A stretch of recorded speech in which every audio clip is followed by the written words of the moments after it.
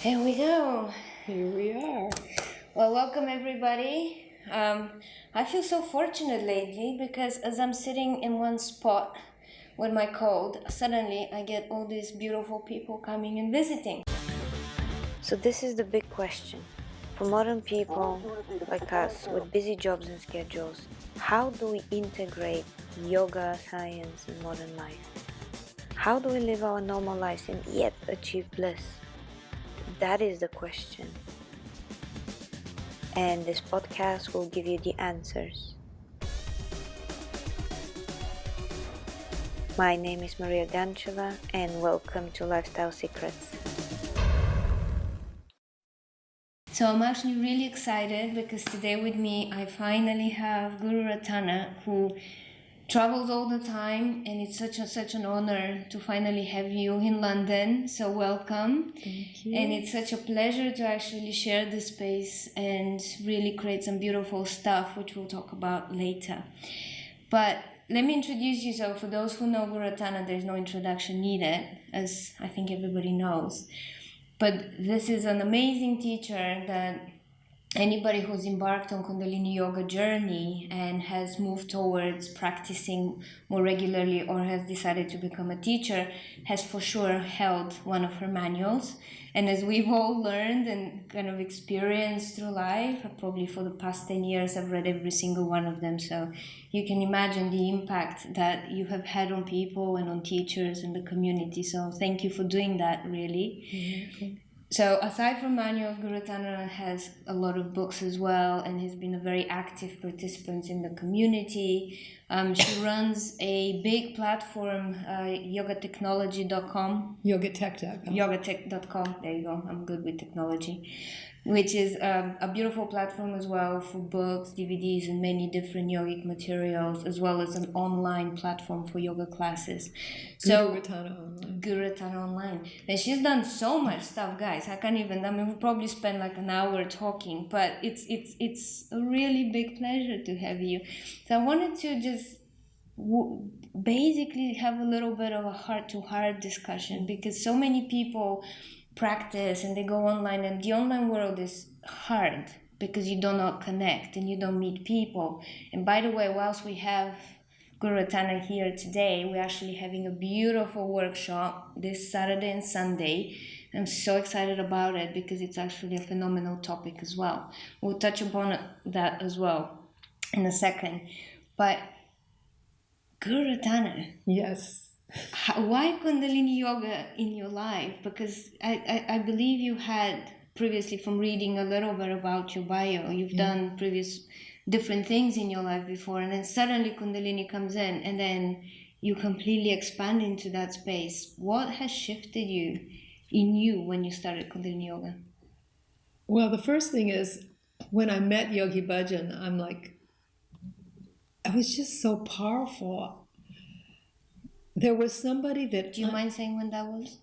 No. Most of you haven't been born by yet then, but it was in 1977. All right. So you're one of the first yogis starting with him. Well, 7 years after he arrived in the U.S. He arrived in 1969. Wow. So it was 7 years after that. Beautiful. So that's a long time ago. 40 years ago, actually. That's a long time.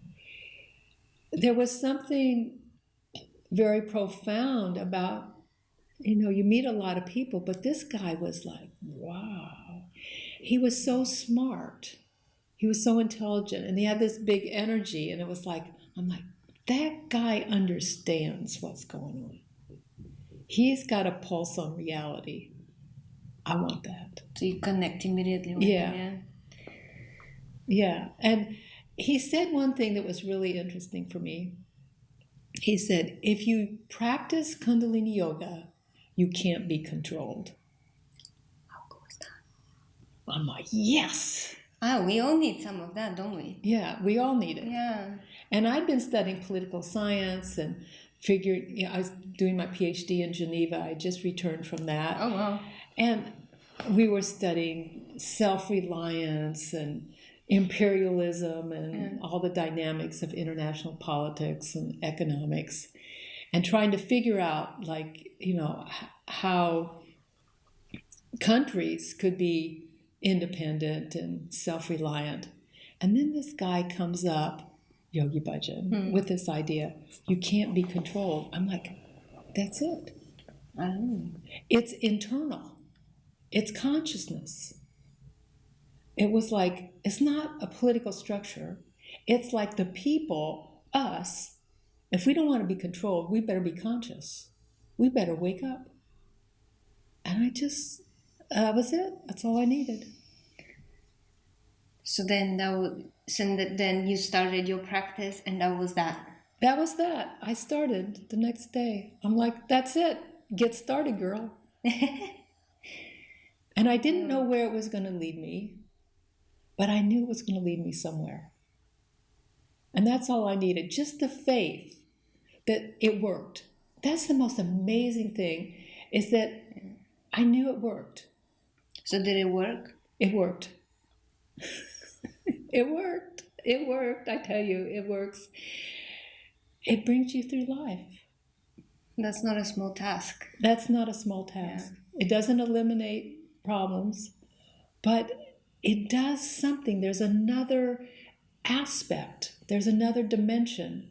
And you don't live like in this little cave. Yeah.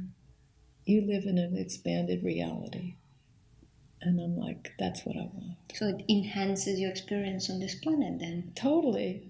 So why live in a little box when you can live in an expanded eternity on planet Earth? That's very nicely said. Yeah. Sadly, we all kind of, I think it's like, with all this technology and live streaming and social media and everything is a button away, right? Everything is so fast paced. And, I order my food on Amazon Fresh because it's just delivered on my door. And, I do everything on my phone. I talk to everybody on my phone. You just totally, it's not even a box. You're starting to live in this virtual reality type of environment. And, Kundalini is really good at kind of grounding you, but also expanding that and kind of opening the universal consciousness, if you wish, into that. Well, the technology is part of the awakening, but we have to know how to stay awake. And we have to wake up to be a part of that. I mean, technology is so expansive. But if we haven't caught up with that expansiveness, if our mind is still in old belief systems and old emotional programs, then it creates conflict. And we don't get there. But we can get there. So would you say Kundalini Yoga will help remove that conflict, or at least balance that conflict? It'll help move us out of that conflict. Okay. Because the conflict is in lower consciousness. The conflict is in fear. The conflict is in the dualistic mind. Yeah. But in the neutral mind and the expansive mind, in the heart, there's no conflict. So it's really vibrational. It's energetic. But we have to have our physical, mental, emotional, spiritual bodies elevated to get there. Because it's like, if you're in the mud, you're going to be muddy. So move out of the mud, and then you're fresh. So once you escalate that vibration up, you also start attracting different vibration as well around you, right? Yeah. So I'll just give you a quick funny example. We were starting to do something this morning, and I was in such a bad mood because everything broke, including our website literally fell off. Everybody started saying, I can't log in. My computer didn't work. I mean, it was a total craziness. So what we did, and we sat down and we did some yoga, and then by the time we were done, everything finished. So it was like, thank you. It was a really rebalancing, shifting the energy up to experience, and that was really beautiful. So this weekend we're doing this workshop, which is actually quite intense looking and judging by the program. Why the polarities? There's two basic energies in the universe. One is stable and one flows. And we have to know how to work with those two basic energies. But basically, we've reversed their roles, and that creates the conflict. So I want to start at the basis. So that's what this workshop is about. The very basics. You know, the universe is at peace, right? I hope so. Yeah. Because if it's not, then we're really in trouble. Yeah. This is true. The universe is at peace. Mars doesn't fight with Venus. The moon doesn't argue with the sun. It's like they each do their role. They each move in their own way. The universe is at peace. And it works with the universal laws, which are stable, and the flowing, the evolutionary, the movement. Everything moves, constantly moving, but in a balance, in integration, and very peaceful. We operate from those same two energies. Yeah. The mind and the body and the emotions. But the mind is stuck in the dualistic mind. So it's fighting. I like this, I don't like this. Judging this makes me happy, this makes me sad. It's always in conflict because it hasn't reached the stable, the neutral. This just looks at the world and says, this is it. Now what do I want to do about it? That's fine. But you're not fighting with it. Yeah. And you're not fighting with yourself. So the stable polarity got co-opted by the subconscious and by the dualistic mind. And it's part of the human process to raise the mind out of conflict into peace. That's why we're here. And then we can open the heart. But we have to understand that we have to get there ourselves so that the stable polarity is active in our psyche. Okay. Then the flowing polarity, the evolutionary polarity, the energy that moves, the emotions, the body, can relax. Otherwise, they can't relax. No. So we have an inversion of the polarities. The mind creates conflict, and the body tenses up to try to create stable. To try to create something that you can feel is permanent. And that's stress. So that's so basic. And we compensate with things as well, right? We start getting addicted to things. We start collecting things. We start to get some... Yeah, because the two energies, we're trying to find a balance with the two energies. Yeah. And there's so many crazy ways and good ways that we try to balance.